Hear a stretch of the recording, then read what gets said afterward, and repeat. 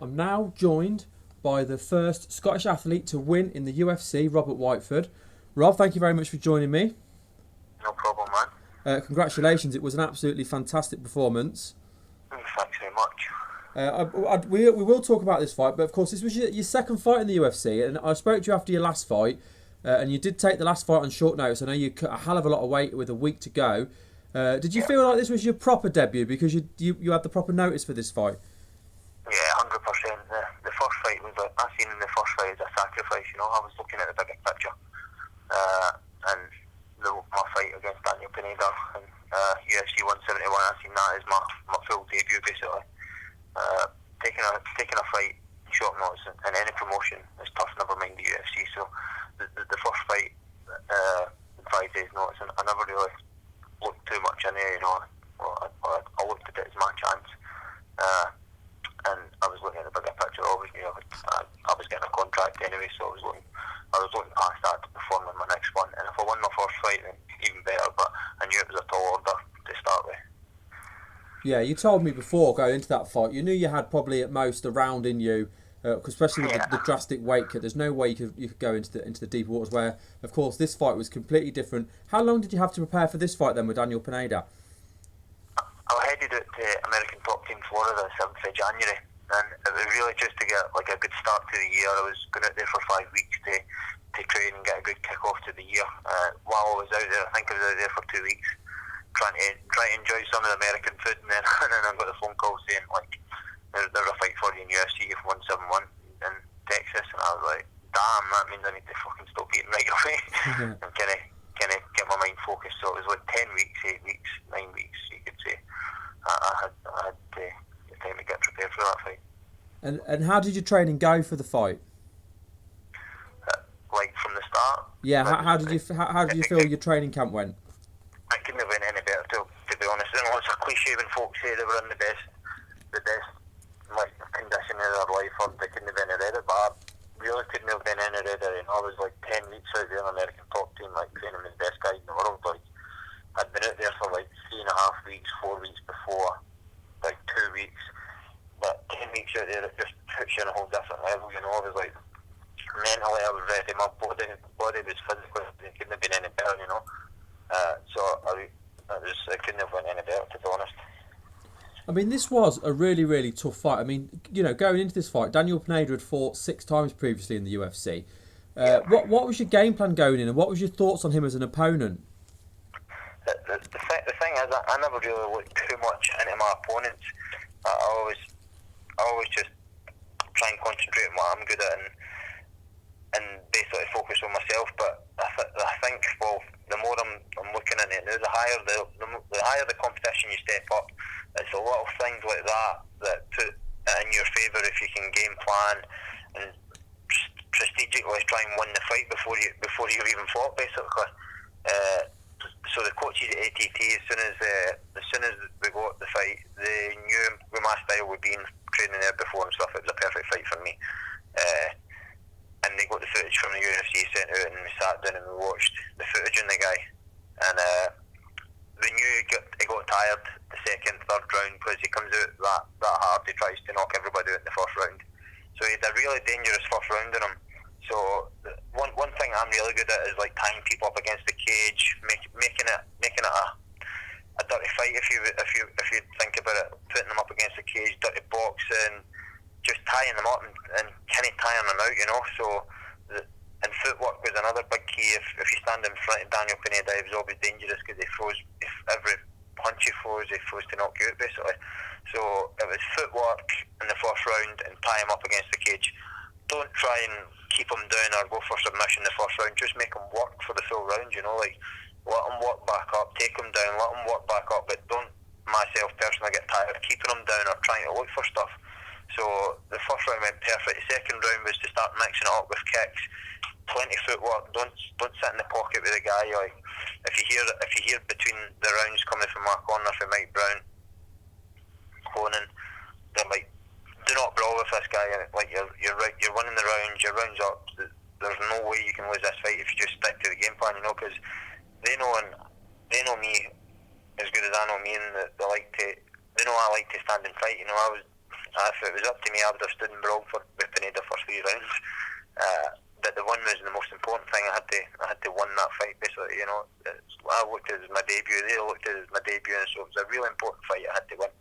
So I couldn't get complacent or think to just entertain myself or entertain the crowd. I had to stick to the game plan and strategically win the fight, and it went to plan. I just basically, Pineda couldn't hear me with the footwork. You know, maybe if you heard Joe Rogan talking about the fight scene, I was running away and stuff, but Pineda, I was never in danger in the fight. Pineda couldn't land a glove in me, basically. He got frustrated with it, and he was walking into shots, and it just went to plan, basically. You certainly seem to have the edge on the feet, and like you say, your footwork and your kind of in and out, it worked perfectly. So, I mean, so going in, that was what you were looking to do. You wanted to keep him, you know, in the later rounds, keep him standing and just kind of pick him off. Yep. And that's how it kind of went. And he got me in a bad position the last round, but I get kind of tired in the last round, you know, because I didn't stop moving for the full fight. If you're in a fight and you don't get tired, basically you're not working hard enough, you know. Like I was working my ass off for the first bell, so that's how I got tired at the end when I eventually got on top of me and he was threatening me submissions. So overall, then, were you happy with the way the game plan played out, and it was exactly what you would have wanted ideally to have happened? No, it was perfect. The game plan couldn't have went any easier. If I think it was I happy with the game plan we set up and was I happy it got executed, like it couldn't have went any better. But as me, because I'm sort of like a fight fan as well, as for me fighting in there, if it was up to me, I would have rather just slogged out, you know, and like the best man win, basically. Like whoever landed the best punches is winning. So as far as your game planning and the win goes, it went perfect. Now, you mentioned there about Mike Brown in your corner. I know Mike Brown's got a win over Daniel Pineda as well. How much did that help, having him in your corner? Well, really with my confidence in the game plan in the fight, because he'd been in there with Daniel, so he knew exactly what he was good at. Side control, he had a good bridge to reverse the position, so he didn't want me sitting too heavy on side control if I went there. They knew he was dangerous from guard. If I postured up, he looks to scramble up. So if you watch me when I'm on top of him, I don't really posture up. I just keep a low base, keep on top of him, keep heavy, keep him working, and just really just chip away at him. And if the ref stands it up, the ref stands it up. I wasn't bothered with that at all. So in that aspect, every wee maybe a dangerous aspect of his game that you would come up against it and find trouble with if you hadn't fought this guy before. Actually, with things like that, but I already knew the little things that could make his fight dangerous. So it really took me a step ahead of Daniel. What was the reaction like when you got back home then? You know, from the Scottish MMA media and the Scottish fans. What was their reaction like? And also your training, your training partners. Because of course, Dinking Ninjas is a big gym. What was their reaction like? Well, I've not really seen it. I only got home like 2 days ago, so I've not really had time to see anybody. Jet lagged to death as well, so I've really just getting back in the time zone today. And I had physio in my knee today, and I've got the UFC for BT Sport tomorrow in London to go for, so I've been getting arranged for that, and I'm going on holiday on Thursday, so I've not had time to see anybody from the gym or any of the fans kind of thing. I've only really seen a few of my friends, and it's just the same as us, basically. It's the same as another fight. I know it's a massive deal to a lot of other people in Scotland, and but to me and like my friends, it's just another fight of one, you know. It's not really a big deal to me personally anyway. Okay. The media, to be fair, hasn't been that crazy. It's only guys like yourself and media outlets that's been trying to get a hold of us, but I think there is plans for when I get back from vacation to get more media attention and stuff. So, I mean, how did you feel after the fight? Have you got any knocks? And when would you like to get back in and compete again? Because we've obviously got a few big European cards coming up in the near future as well. Yeah, well, after the fight, I had to go and get an MRI scan on my knee and on an X-ray on my shin. And I've tore the meniscus on my knee, and I've tore the ligaments in my ankle. That's from the knee bar Daniel had on and the heel hook. At the time, I felt it pop, and felt all the warm fluid sensation running down my knee, and I thought, that's not good, but you're going to have to break that to get me to tap, you know. There's no way I was ever tapping. No. So it's 4 weeks rehab on the knee and the ankle before I can back to training. I've not a twist on it, I've not had anything like that. So it's really just rest it up and then 4 weeks, get back to training and get fit again, and then look to fight. So time scale wise, and when do you think you'd be ready to fight then? Obviously 4 weeks to get your knee back. Ideally, what training camp would you like, and roughly around what time would you like to fight? There's a card in Vegas in June or July, I think it is.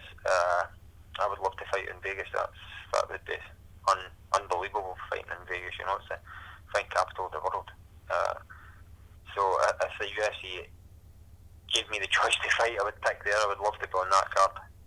That would be amazing. But really, whenever they say they want me to fight or who I'm fighting or where I'm fighting, then I'm going to do it, you know. But if you give me the choice, I would be fighting in Vegas. Is there anyone you'd like to, I mean, Vegas would be absolutely amazing. Is there anyone you'd like in particular to fight? I don't care who I fight, you know. It's not, I think when you get to the UFC, it's not a case of who you would like to fight or when or where. When they say you're lined up for a fight, you're fighting the person. It doesn't make any difference to me who I'm fighting at the end of the day. Well, I really appreciate you giving me your time. I know you've like you say, you've not long got back, and congratulations again. It was a really, really impressive performance. Yeah, no if you listen to Joe Rogan's commentary, but I think he was getting every guy at tight from ATT that night. I heard Tyron Woodley was here when I kick off on Twitter with him about it. He was giving ATT guys at tight. So thanks for that, and if you see Joe Rogan, pass on my regards. I will. Well, before we let you go, I just want to give you a chance to do any shout outs. So let the listeners know about your Facebook and your Twitter, and anyone you want to thank as well. You can follow me on my Twitter at Flying Judoka, all one word without a G. You'll find me on Facebook at Robert Whiteford. And I'd like to give a shout out to the Grip House and Dinky Ninjas Fight Team. That's my home gym in Glasgow. American top team, obviously, in America. And Mano Management, thanks to those guys for keeping me going in the right direction. Well, thanks for your time, and I can't wait to see you step in the octagon again.